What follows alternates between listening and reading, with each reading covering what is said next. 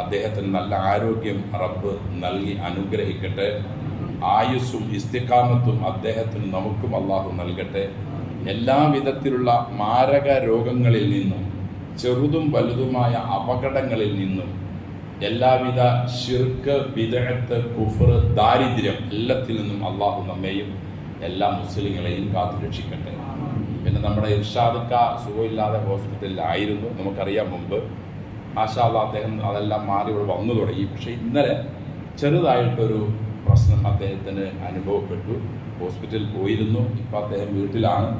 അദ്ദേഹത്തിൻ്റെ രോഗവും എല്ലാ തടസ്സങ്ങളും അള്ളാഹു അതോടൊപ്പം മാറ്റി അദ്ദേഹത്തിന് വീണ്ടും നമ്മുടെ പള്ളിയിൽ വന്ന് സന്തോഷത്തോടെ നിസ്കരിച്ച്, അദ്ദേഹത്തിന് എപ്പോഴുമുള്ള പരാതിയായിരുന്നു ഓതുന്നതെല്ലാം മറന്നുപോകുന്നു എന്ന്. അപ്പം അതെല്ലാം അള്ളാഹു മാറ്റി പൂർണ്ണ ഇസ്തിഖാമത്തും ആഫിയത്തും അദ്ദേഹത്തിന് നമുക്കൊക്കെ നൽകി അനുഗ്രഹിക്കട്ടെ. നമുക്കും അവർക്കും